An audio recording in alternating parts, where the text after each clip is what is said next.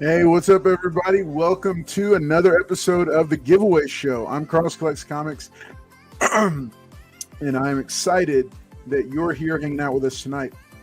We're going to get started in just a minute. Our big focus of the night is going to be some reading recommendations and some of our favorite storylines of all time. We each got stacks of books here to share. We're also going to be doing some X-Men centric giveaways this week, and so we are just a lot of cool stuff to talk about and very excited about it. Night Terrors dropped as well this week, the brand new DC crossover event that's taking place this summer over the next 2 months. So curious to see if anybody's had a chance to read theirs. I haven't yet, but looking forward to it. But hey, this is the Giveaway Show, Wednesdays at 10 p.m. Central. Glad that you're here, and we'll be back with you in just a moment.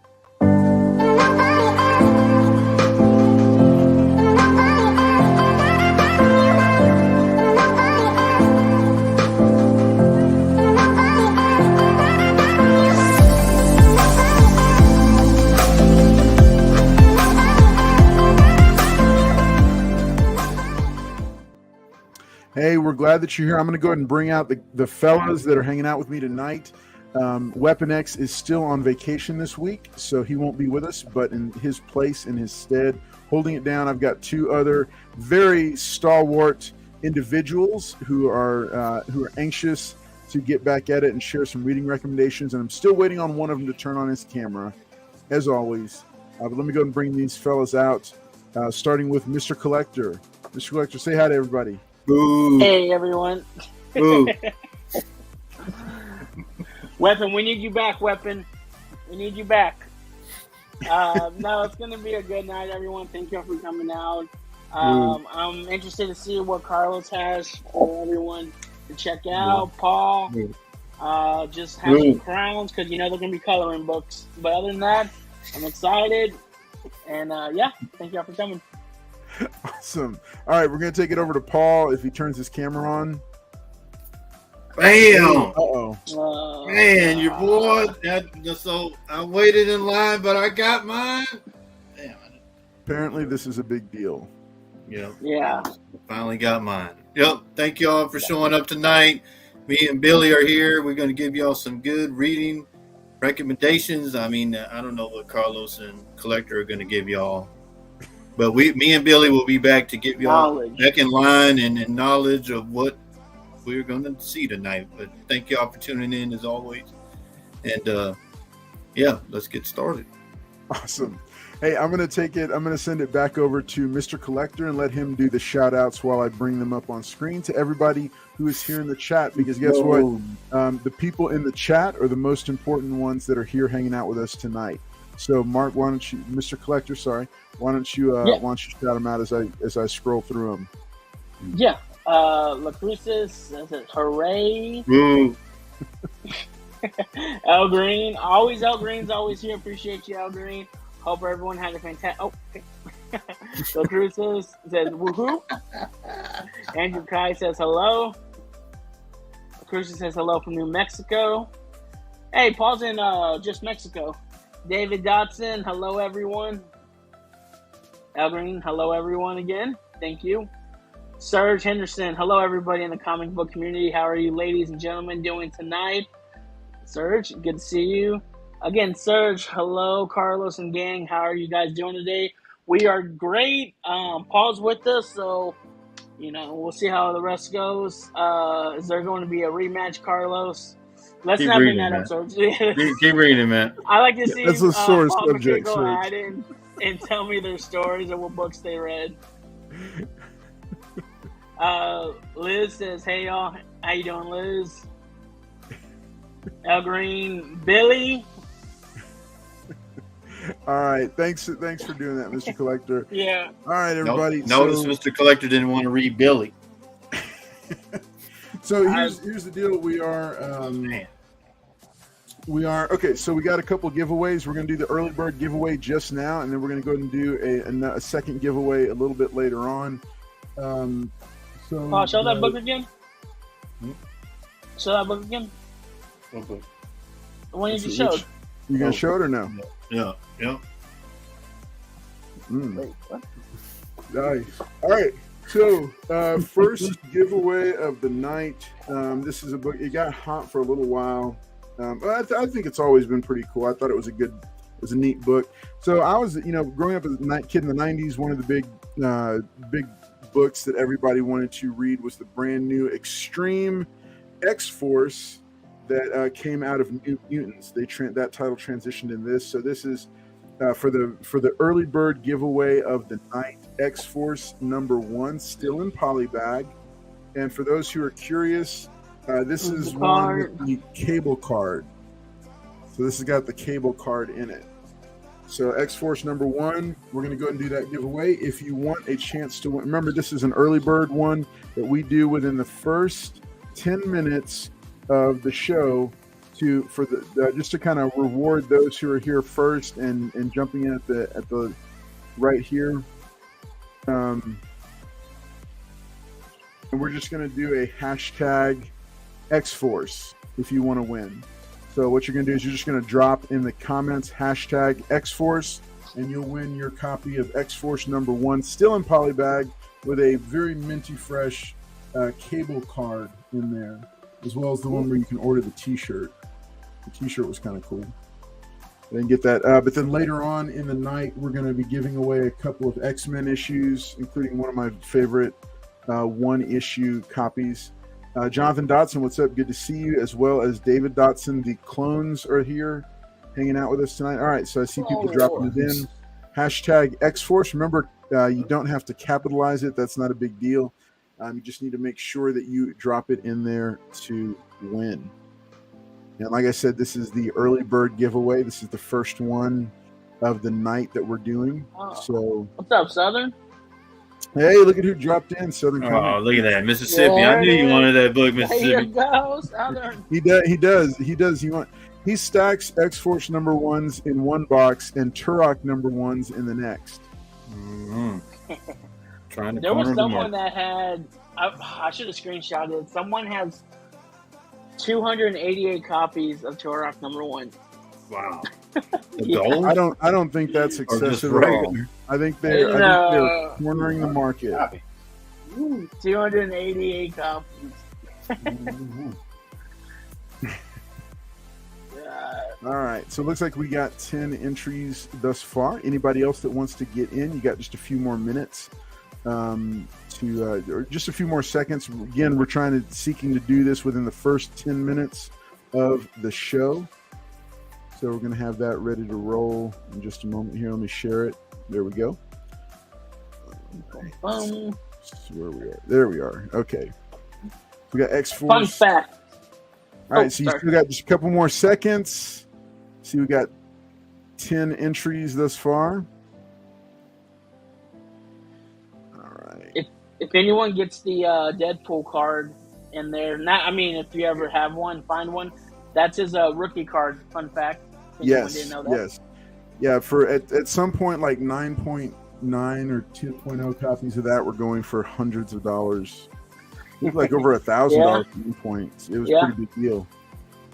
So, what's up, Three Good Nerds? Good to see you. Glad that you're hanging out here with us tonight. It's another good night here. We got some really cool storylines to share with everybody, and talk about those, and get some people reading some comic books. All right, so that's been about enough time for us to do this. We got 11 entries. I'm going to go ahead and hit draw in 3, 2, 1. Here we go. So you are in the running to receive a copy of X-Force #1 with a cable card. Both still. Jonathan Dotson. Are you kidding me? How? Wow. It must be twin luck or something. I don't know. All right, well, congratulations to Jonathan Dotson. This is your copy of X-Force #1 with the cable card in it. I'm going to go ahead and mark that for you here. But do not fear if you didn't win this. Coming up at about 45 minutes after the hour, we're going to be doing our second giveaway of the night. This is one of my favorite one-shot issues. This is Uncanny X-Men #153. All right, this is a nice classic issue from the legendary Claremont run from 1981. A little bit past the prime, but some really great stuff going on in this one. I love this because it's Kitty Pryde's daydreams about the X-Men and their different stuff going on. So we got this, and then I'm also going to be throwing in a low-grade copy of What If Phoenix Had Not Died. Because if you're not reading the What If books, those are some really great stories, and they're all one issue, and they take well-known stories and rewrite them with one major change. And you can tell what this is that What If Phoenix Had Not Died. This is a very low-grade copy, definitely just a reader, but these two books are going to be going to one lucky winner, like I said, at about 50 minutes past the hour. So if your second screening, make sure when you see me start waving the books around, that means that we are going to be doing the giveaways. All right, so let me bring the panel back out, and we're going to go ahead and get started talking about it. So the assignment for tonight was, I told the guys, we're going to be sharing some of our favorite reading, like some of our favorite storylines.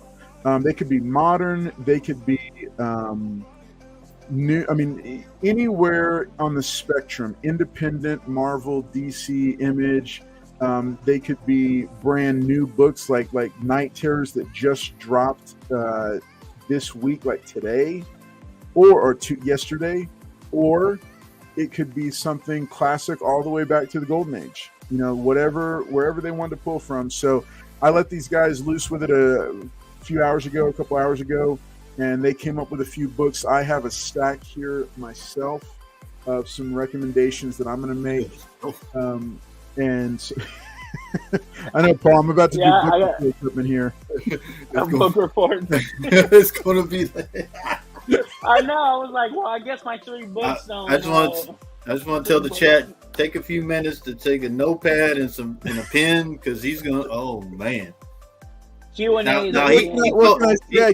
He told us a few storylines, not the whole short box, but okay, I mean. They're all thin. They're all short ones. And hey, I tried to include something in here for everybody. But these also lead to other great storylines as well. So, okay, so that was the assignment, and here's the assignment for you, the chat. Is there a profound storyline that you love, that was impacting for you for whatever the reason is? Drop the name of the storyline. Drop the series that it's from, if that's not in the title, and give us just a 1 or 2 sentence thing in the chat, and we'll make sure and read those out. Wait, let's see. Paul, how many negatives do you have? That's a new one. LOL. Yeah, she's talking about, like, so see the book, the background. Yeah. How many of those do you have? He's probably got a stack of about a dozen that he took from Mr. Collector's box. Just a note. Mr. Collector does not have a box. Wait, I got a box. Nice. All right, so here's the deal. Oh yeah. Let me make sure and showcase everybody real quick. Hey, in case you didn't know, on Monday nights we have a show called Monday Halls Live, and that's a show where we show off some of the books. We are coming up on episode number 100 for Monday Halls Live, and guess what? It's going to be making a big change, starting with episode number 101. 100 time you fire all those guys.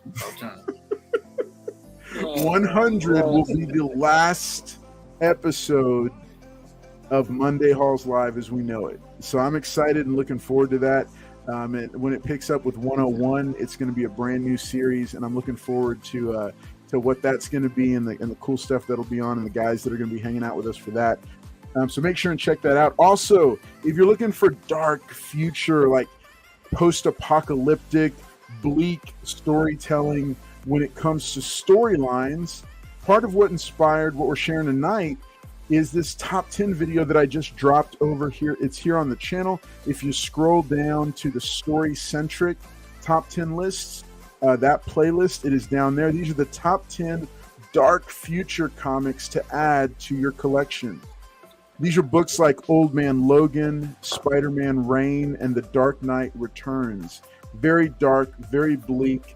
But if that's your thing, here's 10 great storylines and the issues where you can find them and how you can pick those up. So make sure you check that out as well. One person recently just pointed out to me that, guys, they told me that they said you forgot one of the newest, hottest ones, The Last Ronin. And I was like, you've got to be kidding me. How could I forget that? Because that was a pretty, that was dark, right? Yeah, that was people. I think they went to a second. There's a second series now, right? Yeah. Well, isn't it like New Turtles or something, or Baby Turtles? Yeah, it's the continuation. Yeah, everybody dies though at the end. Would you, Paul?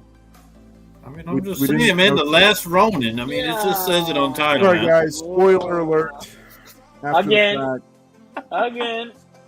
Somebody somewhere just threw something at their computer screen because you gave it away for them. All right. So let's get to our recommendations for tonight. I just want this to be kind of like an open forum type thing. I'm gonna keep everybody on the screen during these. I'm gonna share one or two just to get us started. Then I'm gonna ask Mr. Collector to share one. Then Paul, we'll have you share one. And if you guys, by all means, jump in, because some of these we've actually covered on the channel. Hold on, before you get started, everybody in the chat, get your pen and paper, because Carlos has a bunch. He says 2, but maybe 20. Hey, I never said 2. I used the generic term a couple. All right, I was gonna spoil it. I've talked about this book a couple times. I just got a fresh copy that I got autographed. What? No, I was talking. Go ahead. Wait, finish. I'm sorry. Finish what you were saying. No, we were saying about the couple. I mean, I guess in terms it means like half a short box or something. 2, 4. I only have 6 here. I only have 6. Okay. So it's not. I didn't have a big list. Civil War. Ooh, Civil War. This was a 7-issue set written by Mark Millar with art by the incredible Steve McNiven. Just got to meet him at Comic Palooza here in Houston. No. I'll tell you, I hadn't read a Marvel crossover this good since the original Secret Wars back in 84 or whenever it was. And I read that as a kid and loved it. This brought back the same feeling because the storytelling was so well integrated with all the individual titles. Because I mean, this was a 7-issue miniseries, but man, they had like if you try to get every book that had Civil War crossover on the cover, I mean, that was like 140 books. There was Civil War Frontline, Civil War X-Men #1, Civil War Fantastic Four #1, like all these extra ones. Like you only needed this, but there were so many books to it. But the cool thing was they were so well integrated into the main storyline. Like the fight between Spider-Man and Iron Man, it picks up perfectly in this from where it left off in the Amazing Spider-Man book. And it just went back and forth. And that was one of the things that I was really impressed by. When I read it, I felt that it was Spider-Man because he was with Iron Man. Then he turned and joined Captain America because he was like, man, I'm on the wrong side. Yeah. Yeah, no. That's that was one of the other cool things about it was so like. And then everybody dies at the end. That is not. Hey, Mary. How you doing? What's up, Couching and Slouching with C. Bizzle? Quick shout out to Mary Jimenez as well. Glad that y'all are both hanging out with his. Mary, why is my name last, Mary? We got to talk about that. Yeah, usually it's not on there. We just shared about Civil War. You can get the trade paperback, brand new. It is $24.99, but you can. These are easy to find. I recommend getting the hardcover. This is all I could get to get it autographed in time when Steve McNiven came through, but. Excellent read. One of my recommendations. So they did a Civil War after that between Captain Marvel and Iron Man. Yeah. They did Civil War 2. I actually, to be honest, I haven't read that one, the second one. I love the first one so much. I love the first one so much that I said, you know what, I'm not going to read the second one.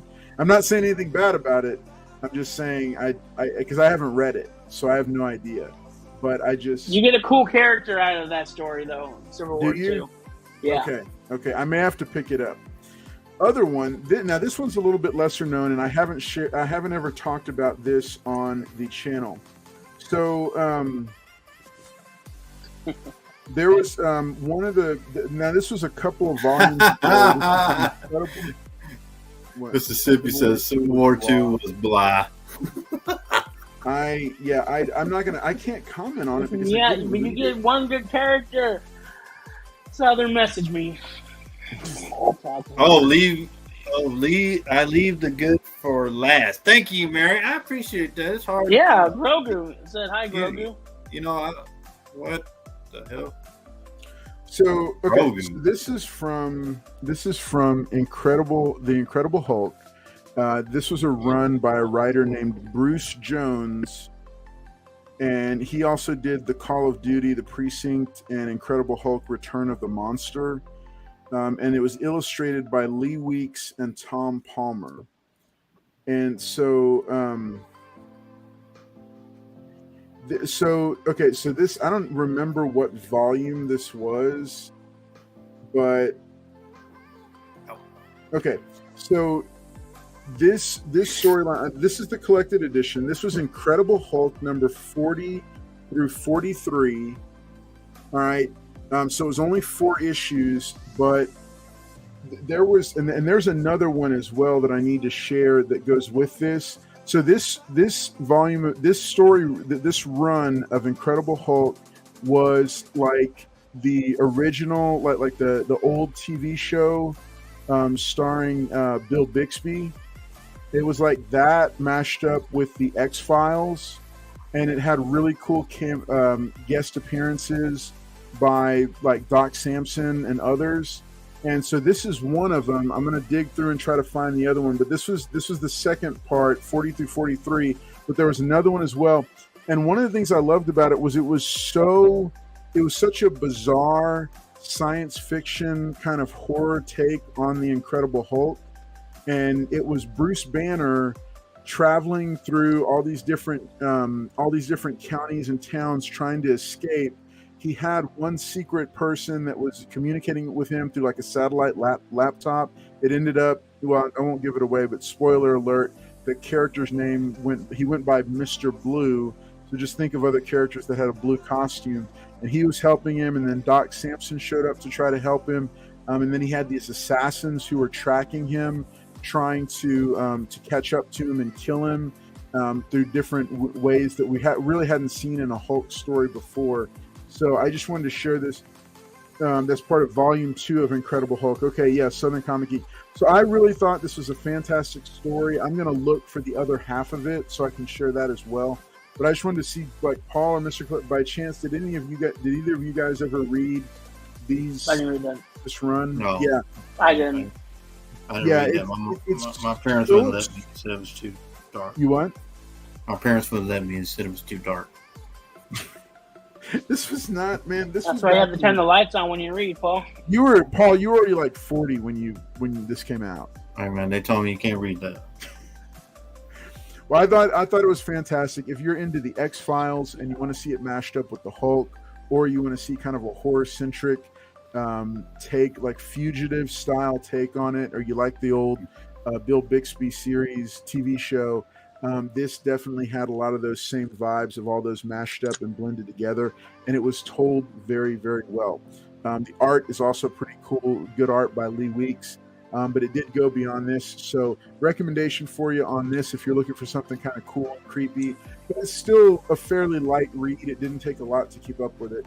Then that's another recommendation for you. Incredible Hulk from Volume 2.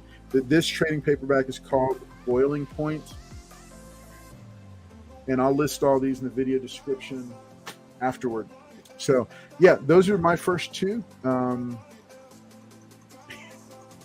Southern Comic Geek says he was 40 when it came out, but he was still living with his parents, so it's still their rules. Hey, man, they told me I couldn't read it. Mississippi. All right. So, let's see, Mr. Collector, what do you got for us? All right. So this one's super, super new. So there's only 2 issues out so far. And I know a lot of people bash on Tom King recently, but The Brave and the Bold #1 I don't know if anyone has been reading it. Yeah. So I'm gonna just be straight up with you. This is no spoilers, obviously, but you're gonna pay if you get this book. You're gonna pay what was it, $8 because it's a bigger size than a regular comic. Yeah, but the issue I have with it is there's multiple stories in here. I thought it was all just gonna be about the whole premise of the first story, the main story I thought it was, is this is the first time Batman and Joker meet. Really? So it's a retelling of the story, yeah.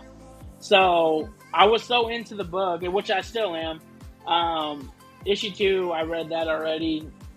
But yeah, once I got to like page like 14, it jumps to another story, completely different, has nothing to do with this.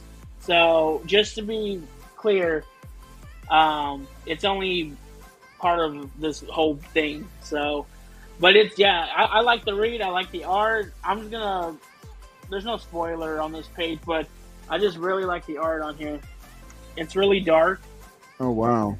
Damn. Yeah, it's really dark. But I like the way the story's going.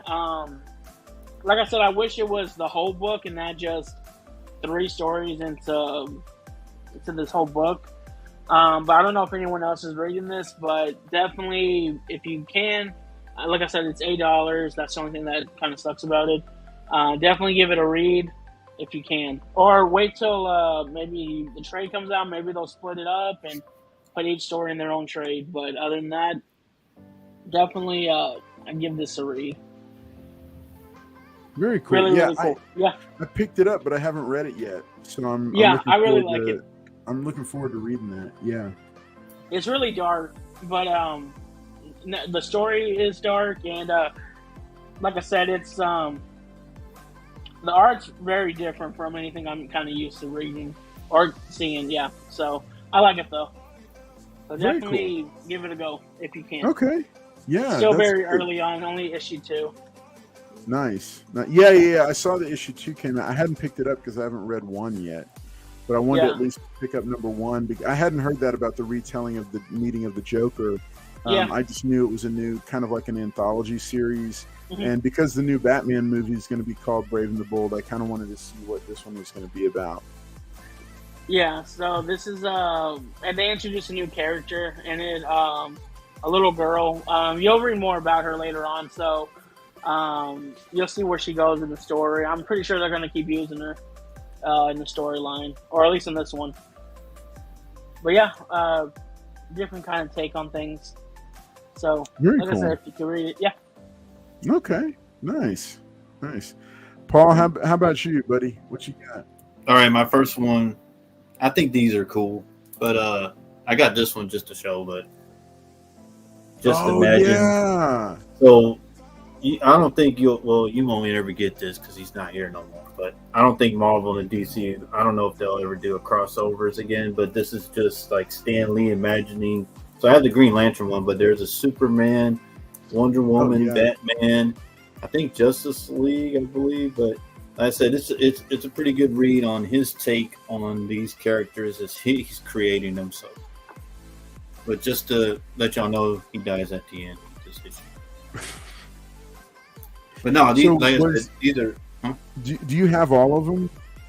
Because wasn't there like 12? I'm not. I don't know all the titles. Like I said, I got the Green Lantern. I have the Superman and the Batman. There is a Wonder Woman, but like I said, I don't know all of them. I just have the Green Lantern one right here. But I thought that would be a pretty cool read to get Stan Lee's take on what he would do with these characters. But you know that will never happen again. I don't even think Marvel and DC will ever like collab like that again. So. Yeah, the interesting thing about that one, because I remember a big Wizard article that came out when that came out. Stan Lee, Marvel did not meet his contract demands, and so he went over to DC approached him, and he agreed to do that, and that hurt a lot of feelings at Marvel. Right. But, yeah, so it wasn't a. But in this era, though, they were doing what JLA versus the Avengers, right? They were doing a bunch of crossovers, but yeah, like I said, I just thought that would be a cool read to get how Stan Lee would have created these characters. I thought that would be cool. Yeah, that's a really good pick, Paul, because those the cool thing about those was I remember there was so many of them that no matter what your favorite type of story was, you would find one that you liked. You know, like a Superman was almost kind of more of like a science fiction type of story. And then I remember the Wonder Woman one was very kind of like almost like Game of Thrones-esque. And then trying to remember, the Shazam one was really different because Shazam, I think he was like a genie or something. I remember that. Those are really cool books really cool books to have. So good pick, man. Hey, I'll show it because I got all the hate over there. He went. Thank you, Carlos. I knew that was a great pick. I mean, I had to pick up the slack from the collector. Just to share. So I had talked about this Incredible Hulk boiling point. This is actually the second half of the story. The first half is this Incredible Hulk Return of the Monster. And so this tells a little bit more about it. So this had Paul's favorite writer or artist, John Romita Jr. did art on this one. Yep. But so Bruce Jones is actually a horror writer, and that's why it had the horror feels. But yeah, these two volumes are really fantastic stories. So if you like any of the things I mentioned earlier, these are the two volumes. This homage cover here, Return of the Monster, this one, and then Boiling Point are the two that you want to pick up. And it's just a really fantastic story. Very well written, really cool. Like the art actually, like generally I'm not a huge fan of John Romita Jr., but it works really well in these. And then Lee Weeks picks up well on them for the second volume as well. So good stuff here. Recommended. And really good recommendations, guys. Y'all are knocking it out of the park with these. I'm liking it. I don't know about collector. All right. So one of the other ones. So I've talked about this before. This is the comic book. This is actually the graphic novel, and this is the original copy. So it's like falling apart. So this in 1988, this was brand new. And I had walked away from comic books when I was like a freshman in high school, and didn't come back to it until later on in college. So this is actually, I walked back into a comic shop as a young adult, and I said, "Hey, I'm trying to get back into reading comic books. What would be a good storyline?" And I told the person who worked there, "Hey, this is kind of what I'm looking for." And he went over and he picked up this exact book. So this was, I think. Well, maybe this was like 99 or 2000 because it was several years after high school. But this is the exact book that I still have this copy of it. And this is what got me back into it. This was the first one that I came back to as an adult and started reading. So in the 90s, there was a Nightwing solo series that was written by Chuck Dixon with art by Scott McDaniel. And it had a very cool, like kind of manga inspired feel. And it was him as a, and it was written by Chuck Dixon when he was writing all the Bat Family titles. So this one is called Nightwing, A Night in Bloodhaven. This was when Bloodhaven, the town, was introduced. So great. This was a great storyline. Just wanted to show. I don't know if you guys remember the Nightwing from the 90s. Do y'all remember that, or was that? I don't remember the 90s. There was I remember. Maybe that's the one I'm thinking of. So that was the first series when he went away from and doing his solo Nightwing series. Yeah. This was it, and this is actually the first graphic novel I got as a young adult going back into it. So y'all, I don't have to tell the chat what happens at the end. it had one of the most. Wake up, Billy! Wake up, Billy! It had one of the most grody finishes. No. It doesn't happen to the character in this one. This had a fantastic team up between Nightwing and Batman at the end, and Nightwing goes up against a character named Blockbuster. That is just Blockbuster. Fantastic. That just sounds like a Mr. Collector name, Blockbuster. So, yeah, Liz Barnes. If this brings back so many good memories because I just loved. It was. Whoa! This was after This was after Chuck Dixon left the title. Wow! This was there you go, Mississippi. Yeah. So Southern Comic Geek, and for those who are wondering, my favorite part of this run was the up to issue 104, and yes, some other stuff started happening with the character later on, and So what page does that have? I don't know. I really don't. Oh, that's remember. too dark. You're not gonna be able to read that one. Hey, man, that is too dark for me. That route. I recommend up through issue 106 because that included the Nightwing. You said it's in that trade paperback.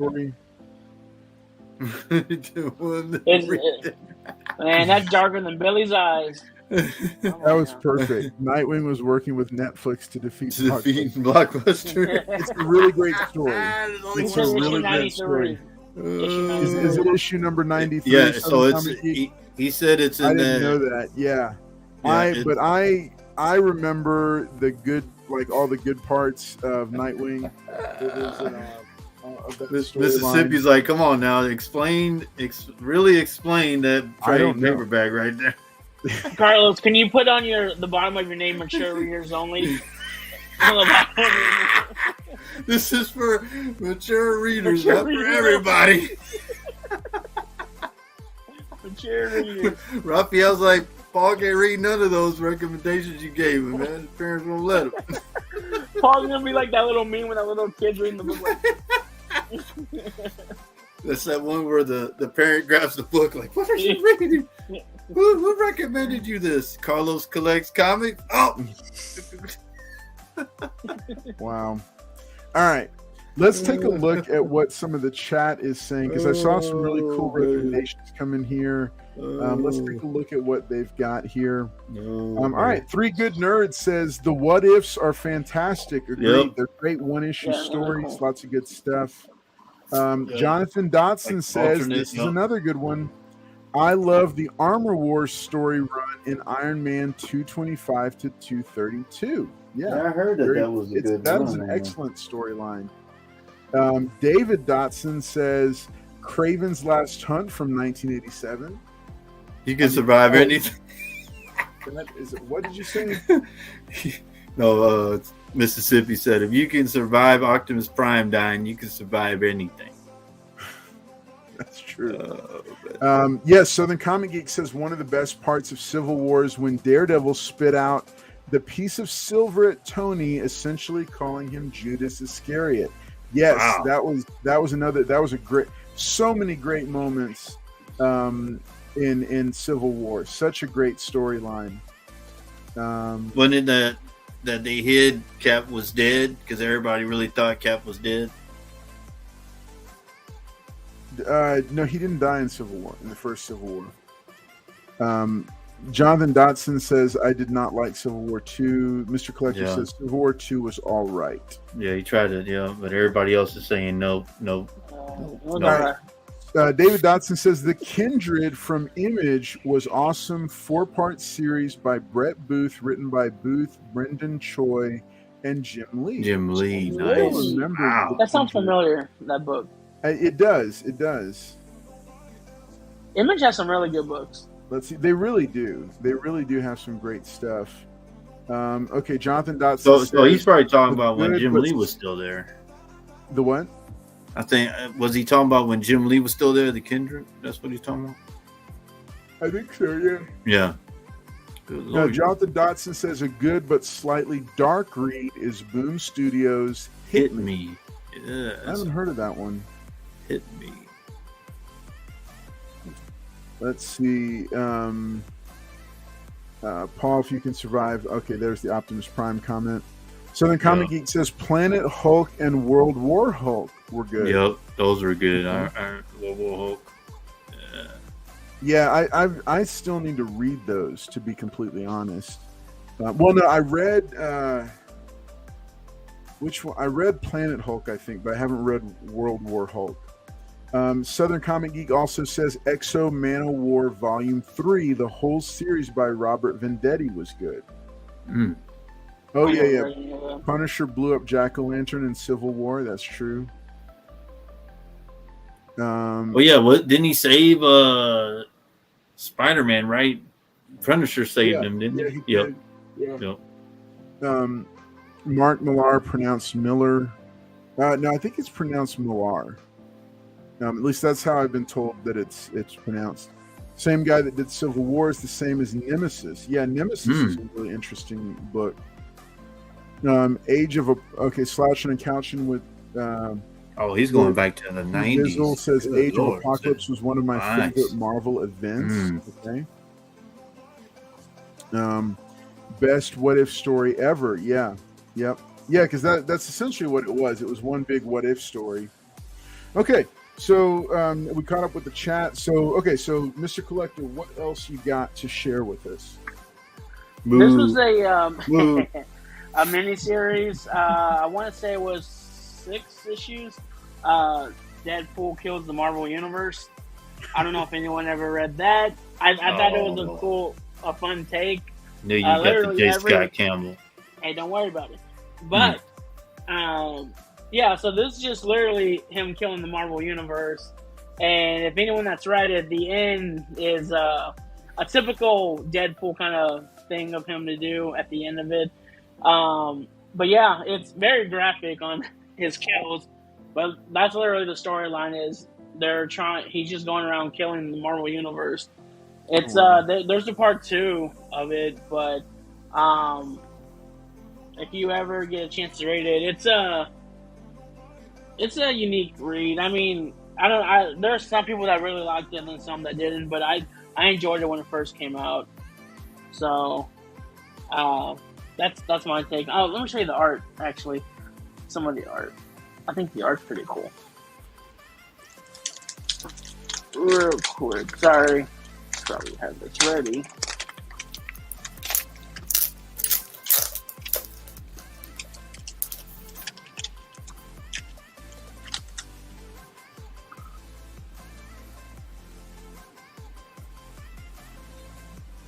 See if I can find it. Oh, it's not this issue. I should have brought that issue out. It's not this one. I was hoping it was. There was a scene I wanted to show with Deadpool and Punisher. It's not this issue. Sorry. But I think it's only 6 issues. No, 5. I think it's 5, but really good read. Like I said, the ending is a typical Deadpool kind of ending. Him, talking to the audience and everything. But I like the ending. And then, of course, there's a second Deadpool kills the Marvel Universe 2. So check that out if you can. But yeah, that's one of my other picks. Are we doing another round? If so, I can do another. Yeah, we'll keep it going with it. Paul, you got another one to share? Yeah, I can do this. So I did this one last. All right. I like this storyline. I was really into it. I picked up all of them, but the Thanos Donny Cates storyline when you get Cosmic Ghost Rider and then the Fallen, was it the Fallen or Silver Surfer Black? The reason I'm showing this one is because everybody, when they got introduced, loved the character. Then this issue 16 is when they revealed. So I don't know if y'all want me to say who it is, but y'all should know who it is. Well, I think, I think you could probably, because I thought it was a big reveal and everybody knows it by now. Yeah, so it was Frank Castle. Yeah. Yep. But yeah, I always liked that storyline.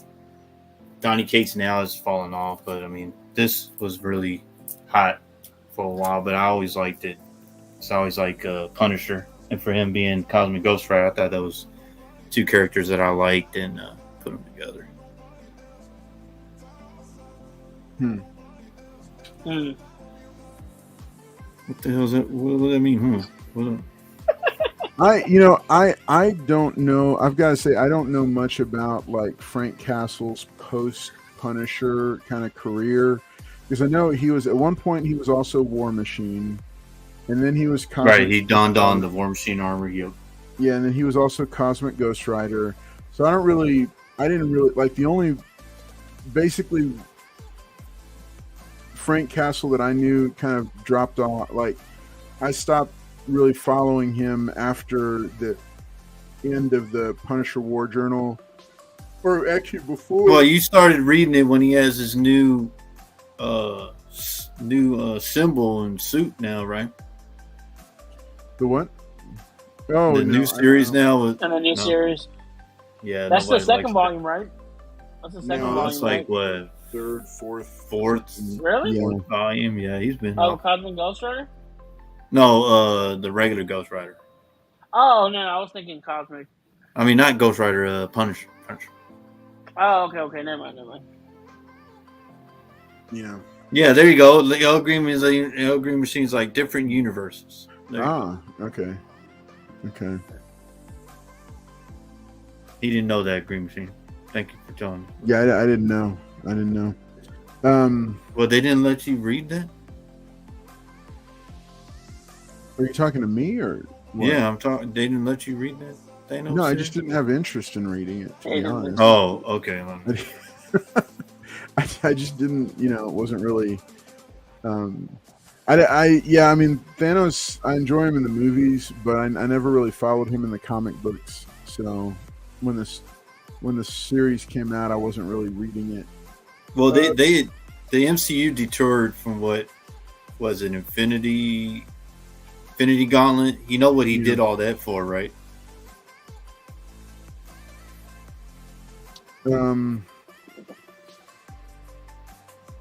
For death in the comics, it was. Yeah, he did that. Yep, that's what he was doing. He did that for death. Yep. Yeah, it was like his present to woo her. But I mean, I don't know. I like the film version. I mean, some people may hate this, but I like the film version better, where he was just kind of just enough crazy to go after trying to eliminate. Well, see, that's what they did back then. They were looking for the affection of the woman, so they would do, conquer worlds, discover worlds. Now it's just not. Now I can go to Kroger and buy some flowers. Golly, what? All right. I can go to Kroger and buy some flowers. There you go. There you go, Johnson. He did it for love. That's what we used to do back then, but now, it's not even he says Fear itself was a good story too. I didn't read all the parts of it. Hey, what's up, Tony Stank? Secret Wars and Avengers versus X-Men. Yeah, that's cool. That is a good one. Yeah, part of that story should be in a new movie. Couching and Slouching says Dark Horse Comics Orphan and the Five Beasts, written and drawn by James Stocco, was phenomenal. I'm not familiar with that one. I don't think I'm saying that right. Do that. Right, yeah, I think I heard of Orphan. Yeah. He says X-Men Messiah Complex. Southern Comic Geek is intent on correcting me on the pronunciation of Mark Millar's name. It's Mark Miller, yeah. I need to do that.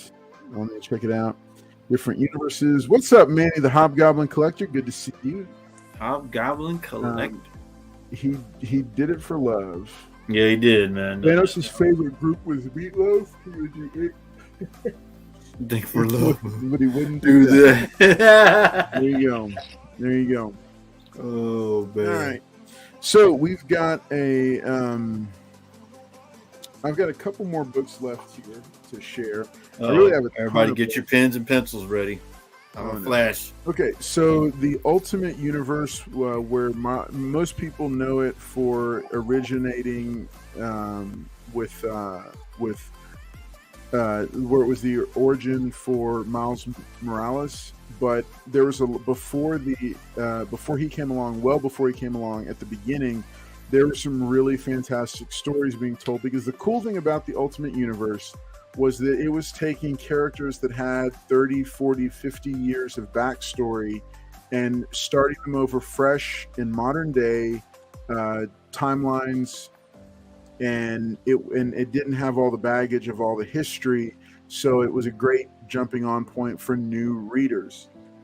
I had read some books, but when it debuted, I was just so impressed with how well Brian Michael Bendis was writing the Ultimate Spider-Man title that I went ahead and started picking them all up. So one of Mark Bagley. Yeah, Mark Bagley was a big part of it. So one of the big things that happened during this, speaking of Mark Millar, whatever his name is. Whatever his name is. I really don't know. I'm sure that Southern Comic Geek is probably correct, but I've heard it said Mark Millar so many times. Okay, so the first year of the Ultimates books, there was each of them had an annual, just like every other one. The annuals were standalone stories, and I've got to tell you, a lot of times annuals, they're kind of whatever and they're not that great, but these were stellar standalone stories. Specifically, two of them that I'm going to point out here. So this was the trade paperback that collected them. This was just Ultimate Annuals, Volume 1. So it was from the first year for each of them. And there was 4 different issues collected in this. There was the Ultimate Annual for Ultimate Fantastic Four, which had a story by Mark Millar with art by Jay Lee. Then there was one with Ultimate X-Men, written by Brian K. Vaughan with art by Tom Rainey, and that told the story of Gambit and Rogue getting together in the Ultimate Universe and going up against Ultimate Juggernaut. And that had a very interesting ending to it, because Gambit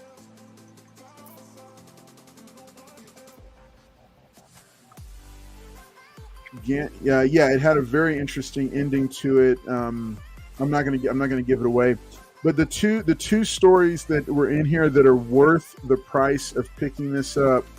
So there's in the Ultimate Universe, Ultimate Peter Parker, Spider-Man, goes out on a date with Kitty Pryde from the X-Men, because they're both the same age and they both are superheroes, so they kind of understand each other and they just are curious about each other. So they just kind of call each other and say, hey, do you want to go out sometime? So they meet up, they go out, they have a great date, and it's just a really cute, fun story that was never anywhere in the main Marvel 616 universe, but it was just such a cool story because it had, like, we'd never seen Peter Parker and Kitty Pryde as an item before, but in the Ultimate Universe, they actually date and have a relationship after Peter broke up with Mary Jane because he was trying to keep her safe and he didn't want anything to happen to her, so he broke up with her.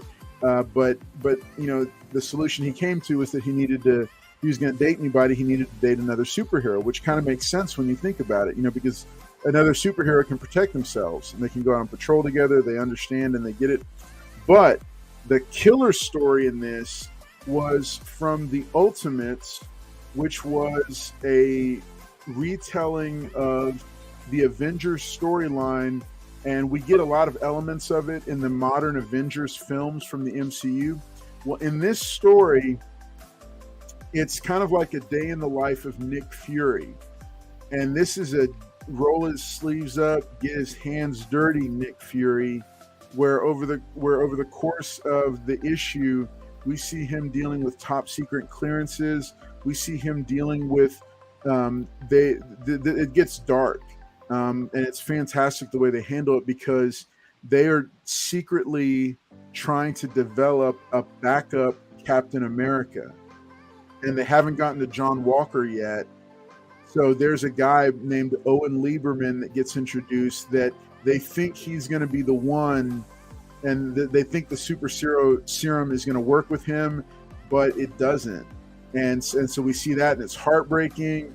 And then we see an undercover agent in a kind of a loser group of the Defenders, and then it's him meeting with different people, and then the last thing is him going head to head with an old assassin to close out a file. And it's just a really killer story with Nick Fury as the star, and it's some of the best comic book Nick Fury writing that we've ever seen.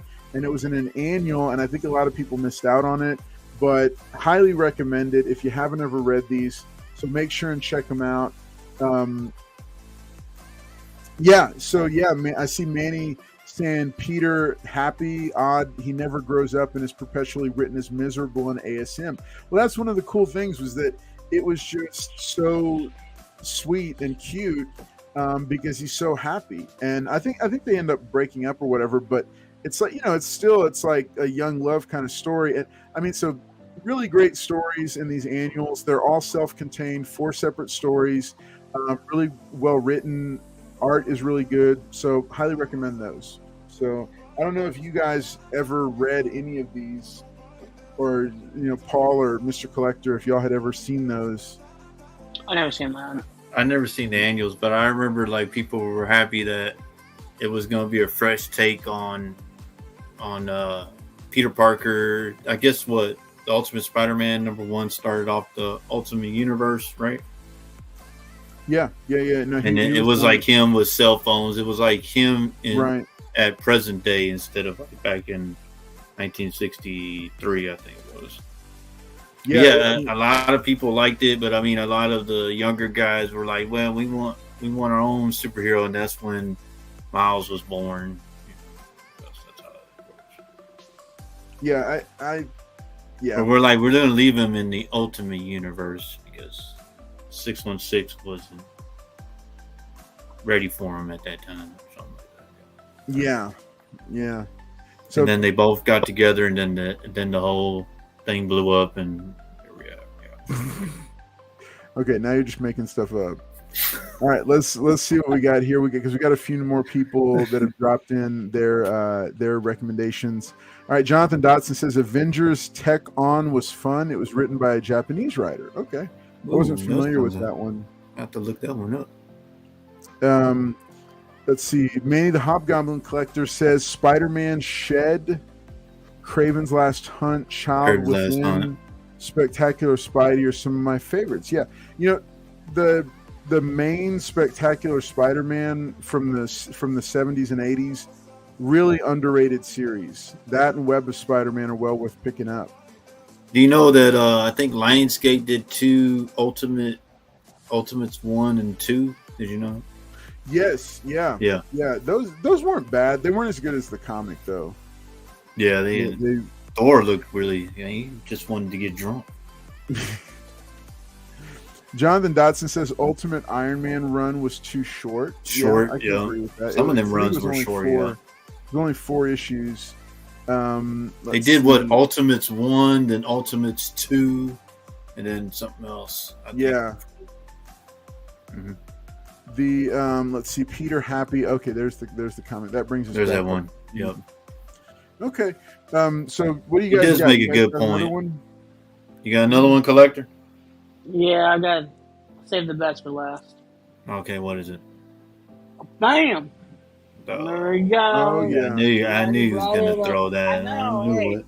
I knew the best for last. I knew it. 5-part So the book series. he's showing, it almost started like people were upset writing in, and people didn't want Peter Parker and Miles to actually meet because there was people that are diehard Peter Parker fans, and then there's people that were just like Miles fans. So yeah. All right, Carlos, go ahead and meet him. All right, so I know I've talked about this book before. 5-part miniseries. This this is when Miles and Peter meet for the first time. They go against Mysterio and honestly some other villains as well. Now, the other thing is, everyone thinks this is first time they meet. That's at the very end, but issue 2 is when they really start, getting it together. And I think it was good how Peter got with Aunt May and Gwen, and they kind of talked things out, and kind of came to that final goodbye in a way. So I like the way the story goes. And there's a Spider-Man 2, which they get back together, they meet up again, and that's where Ultimatum Evil Miles, I guess you could say, comes in. But that's another good read as well. You know how they go to different universes, right? They hold each other's hand and they go into the other universe together. Carlos, I guess that mute button don't work on him. I'm about to do it. But yeah, so definitely a good read. And you can get the book cheap. It's only I think a $10, $20 book, and it's only 5 issues. Or you could buy the paperback and read it. But yeah, the trade. So really good read. That's my final pick. So yeah. Of course, I'm sure you're expecting me to throw a 1 Mile story after. I knew it was coming. I thought Ultimate Fallout 4 was coming. It was going to happen. Nah, I thought we were going to see the newsstand book. I thought that's what we were going to see. Nah, even though this is, I don't think this is given the credit where it's due, but I think this is my favorite Miles story because both of them meet up, and you get a lot of closure from Peter's side. But that's my pick. Pretty cool. Let me shout out Manny the Hobgoblin Collector real quick. He says Spider-Girl is an extremely underrated run. Mayday Parker is a great character. I guess she isn't cosplay flashy material like Spider-Gwen.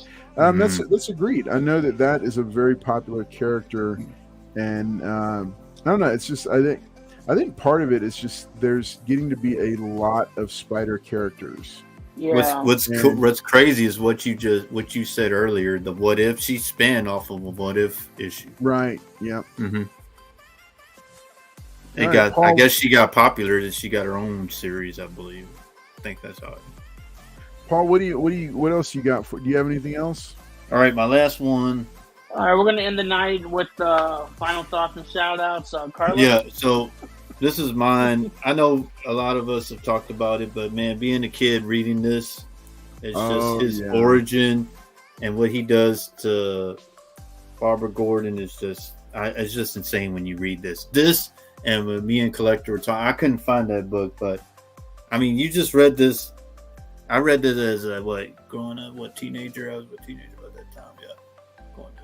About 36-ish. Yeah, it's still. I mean, it's just the and I agree with a lot of people. The cartoon that came out for this, I don't think it did it justice. But yeah, I love DC to do a movie of this. I think they would think that would be a killer movie. But yeah, I mean, just the stuff in the origin that you see him in also, and then the end they leave you at a cliffhanger. Did Batman really kill him? So, spoiler. And that in Green Lantern, I forgot what issue, but I will let y'all know that is crazy when you read it and you find her. Damn! Oh, the fridge. Yeah, they let that. The code actually let that. You just see parts, and Kyle Rayner's like, "What the?" How many prints was of that book? It was 11, right? Nah, I think. 12? Oh, this, no, yeah. There's over 20. Oh, that one, there was 20. There's over 20. Really? Yeah, there's over 20 printings. Because I had a 13th and 16th printing at one point. Sure. Wow. I know the pink one, the 9th I think I had the 5th, the yellow one, and this one. But yeah, like I said, reading it and still continue reading. And when you go back and just read it, you're just like, wow, this is.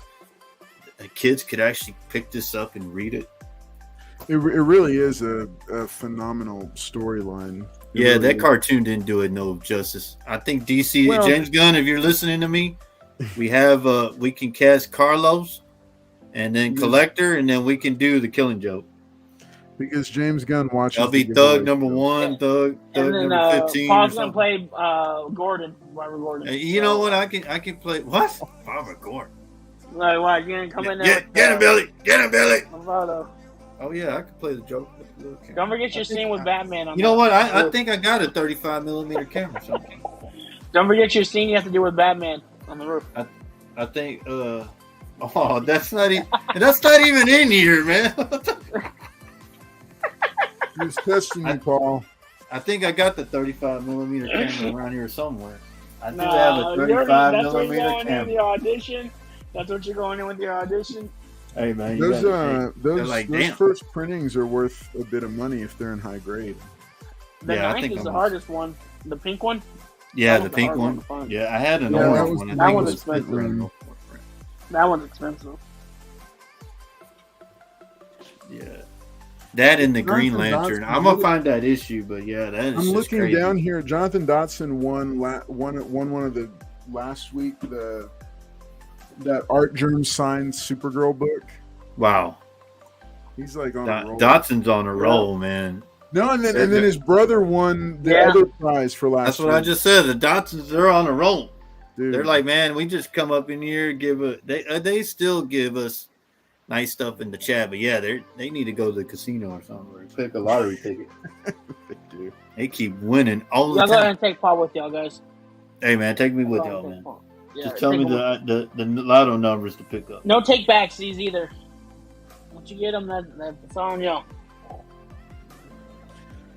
Okay, let me cover these last two. There's so many books behind me that I could go through that I just. All right, love. hold on. All right, guys, when I do this, that means to start writing down the recommendation. There's gonna be a couple of hundred of them, so y'all start writing. So I've shared this before when we were talking. Green Machine's like, it's time for the Twins to win. Oh yeah, that's good. Time for this twin to win. All right, Batman Under the Red Hood. If you haven't good one. read it, you need to. This is the return of Jason Todd and the introduction of this version of the Red Hood. One of these books, I think the book where he comes back is like now like $100+ book in high grade. Fantastic. There is a hardback version of it that you can find that was sold exclusively through Best Buy that has the Blu-ray and DVD for the. Yeah, there you go. There you go. There it is. Somebody That's it traded right for there. that. So this is great. And here's the thing: I think Judd thank you. Winnick is an underrated comic book writer. He started off on that copy of or that show, that MTV The Real World, and got his start with a graphic novel of his own, and then just launched into mainstream comics from there. He's written Green Arrow, Batman. He's done some really stellar work, including this. This is very, very recommended, the Batman Under the Red Hood storyline. It is essentially a 3 decades later sequel to Batman Death in the Family. So it's and it ties into Hush as well. So yeah, it's really great, solid, iconic Batman story. Highly recommend that. I've covered that before on the channel. There's a part where Batman finds out who he is, and then he's like, "How do I've taught him everything he knows," and yeah, it's like his mind is messed up because he's like, "What do I do now? I'm in this predicament where I don't know what I'm gonna do now." Because he trained him on what to do, so it's like, and he came back from the dead. He's like, because for a while that really got to him. I mean, he was just like, I failed. I didn't get to him and save him. Yeah. It's for those who asked. I got that one from Best Buy, and so it was. If that's what you're asking about, Joffrey Castro. So you get the whole story. It's the whole storyline plus the animated movie, which the animated movie is actually pretty good. You know, DC they nail it when it comes to their animated movies and series. The one I liked was Dark Killing Joke. That's the one you like. Yeah. Nah, Killing Joke didn't. I liked the last one they did, Dark something. Y'all check this out. David Anderson, good catch. Brave and the Bold, 33. From one of the more recent volumes, ties into the Killing Joke and it stars Zatanna, Supergirl, and Batgirl. And it ties also. Yeah, there's several books that tie into the Killing Joke, including Suicide Squad. Yeah, that's what I was about to say. Suicide Squad. And yeah, and this was a really good. This is a really kind of tug at your heartstrings issue. Brave and the Bold number 33. It's got Zatanna, Supergirl, and Batgirl on the cover. So make sure and you check that out if you're able to get a copy of that one. And then Suicide Squad they do it or more depth into the Barbara Gordon, her history. And Joker, after she's in the wheelchair. It was Killing Joke was a groundbreaking story because it changed the status quo, and it did so much to help characterize the Joker and Batman's relationship. And I thought it really showed Commissioner Gordon a different side, like a really strength that he had to be able to go through it, that what he went through that we hadn't seen before. So last one I wanted to recommend, I've talked about it on the channel multiple times. Identity Crisis was a 7-issue series, 7-issue miniseries. This was a DC Universe-wide crossover that was unlike any crossover before, because usually we were used to seeing Crisis on Infinite Earths, Infinite Crisis, Final Crisis, these big crises, these mega cosmic level stories. But the greatest thing about this was that this was very, very close to home. Multiple major characters died during the course of this story. Mm-hmm. One of them, who was a really big character at the time, or I mean, not at the time, but he had been a big character. He's maybe a C-list DC character, but he dies in just 1 2-page spread in here. And so lots of cool stuff in this one. So I highly recommend Identity Crisis. Because Michael Turner, man, he did that, the covers and the interiors. Yeah, well, he just did the covers on this. The interior art was Rags Morales. Oh, okay. Yeah. And so I've gotten to see Rags a couple times and just tell him how much I like this story, and the storytelling in it is just fantastic. It's a murder mystery, a serial killer tracking down the families of the Justice League, and it's pulse pounding. Because there's multiple scenes in there when you're literally, like, it's a comic book, but you're on the edge of your seat like you were watching a movie and a race against time to save somebody's life. And so everybody don't read that in the dark. No. It's really good. It's a really good one. So Jonathan Dotson throws out another good one. Batman Year 3 is also a tie to Death in the Family as well. That's true. That's very true. That's a great deep dive into Nightwing's story, and it also gives us, it also sets up the introduction of Tim Drake. So I think that's a great storyline to check out if you haven't already. So cool. All right. Well, hey, you know what? It is a bit past the hour, so it's time for our second giveaway. All right, as I promised at the beginning, this is Uncanny X-Men number 153. This is a standalone story. It does have some plot threads that go into others, but this is Kitty Pryde imagining the X-Men in different fantastical situations, giving this away, as well as a very low-grade copy of What If Phoenix Had Not Died from the What If series. It is What If number 27, I think, from the first volume. This is 1981. Yeah, they're both from 1981.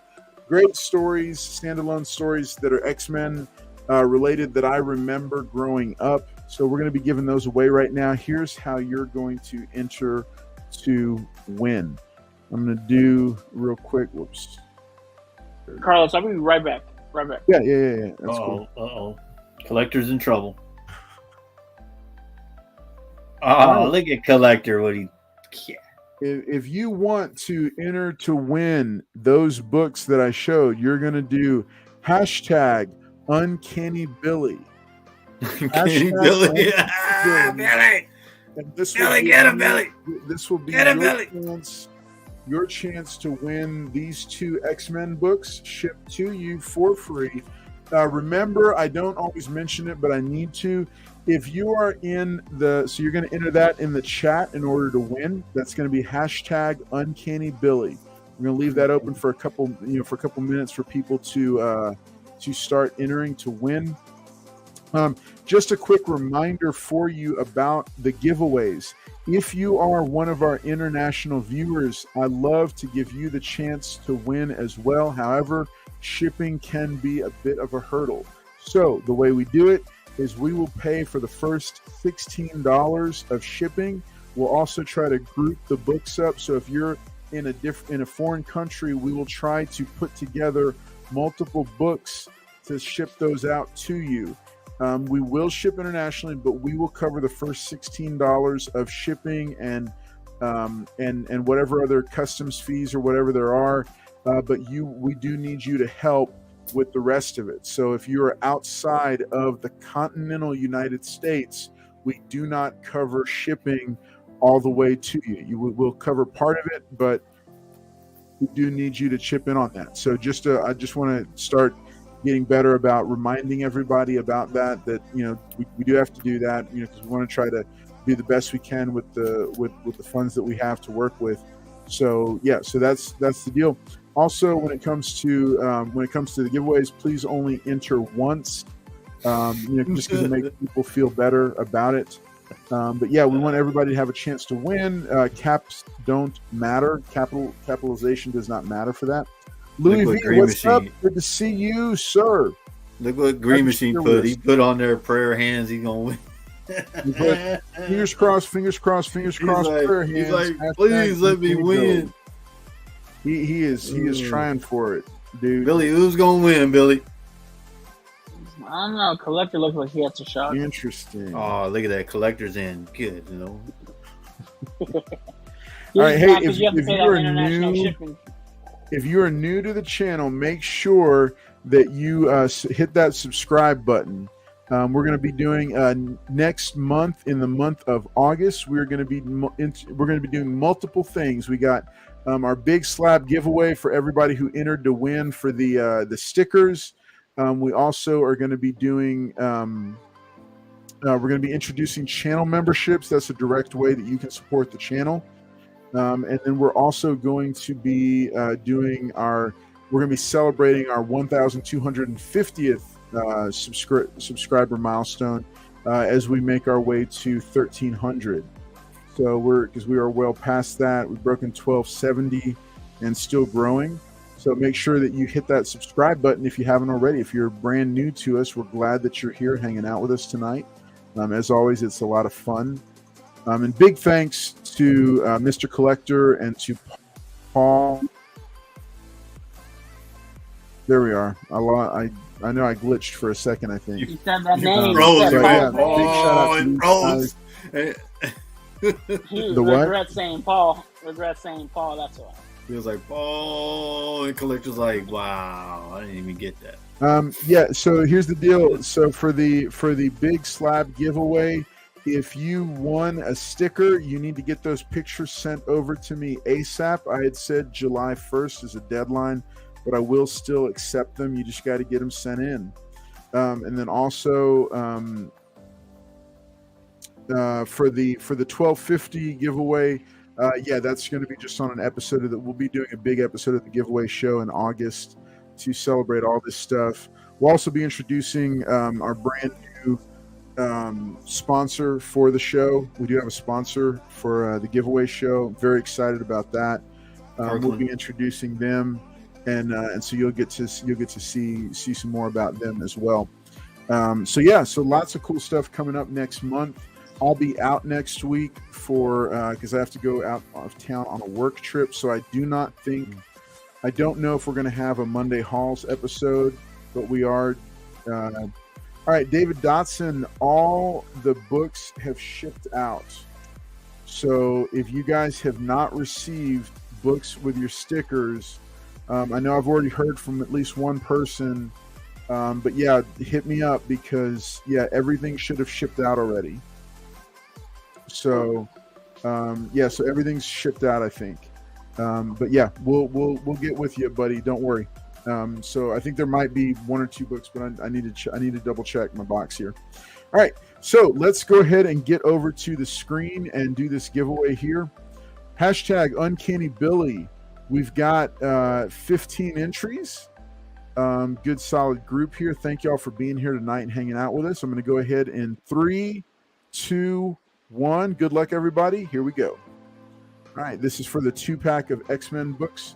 Oh, did Darth Lucian 88 make it in? He did. I seen his name flash. Did he? Yep, he made it. Oh, Raphael! Congratulations, Raphael. Raphael, don't give it to Mary. Raphael, you either want the 2 books or you want a 12-pack of Dos Equis. Let us know what you want. I am not shipping him Dos Equis. Wow. That just sounds like a bad idea. Yeah, it's just... All right, so hey, Rafael Jimenez, hit me up on Instagram or email. These are the books that you won tonight. So congratulations to you and to Mary Jimenez. No, hold on now. Raphael, don't give that to Mary. Mary, you didn't win, Mary. Well, it's all going to be hers anyway. So. Ooh, wow. I mean, I'm not saying that in a bad way. That's not a derogatory thing. It's his queen. That's his wife. All right. So this goes to Rafael Jimenez. Congratulations, good sir. Thank you all for watching the giveaway show and coming back night after night to check it out.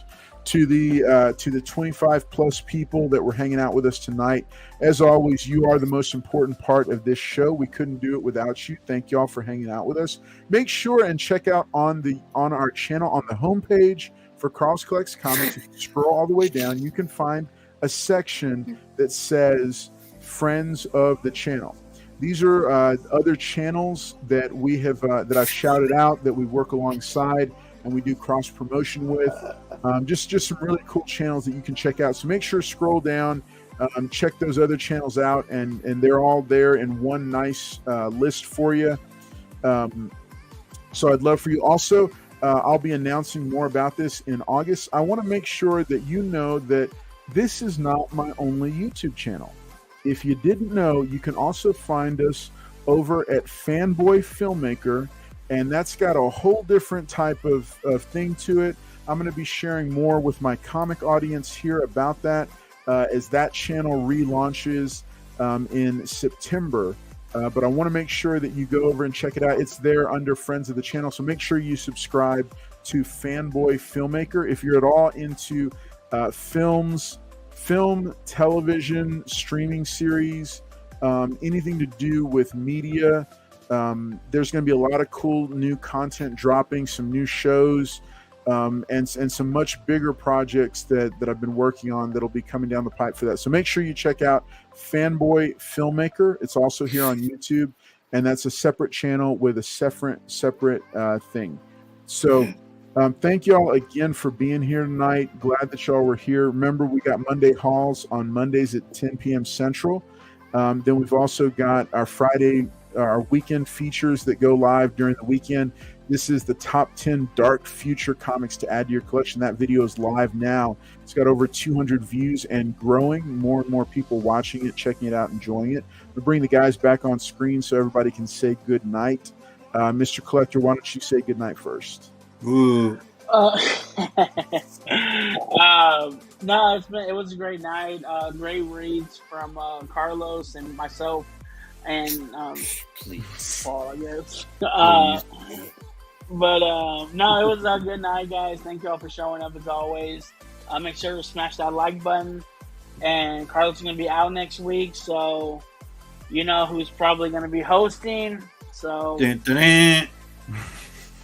Yes, folks. Hey, if you were looking for a Paul takeover episode, this is the one to be here for. Get your Advil ready. Yeah, but get ready. And your Tylenol. But no, that's it. So thank you all again for stopping by. I appreciate it. And y'all have a good night. Awesome. All right, let's bring out Paul so he can say good night to everybody. All right, congratulations to Dotson, man. You a lucky guy, man. You just keep winning every week. We like that. Congratulations to Raphael.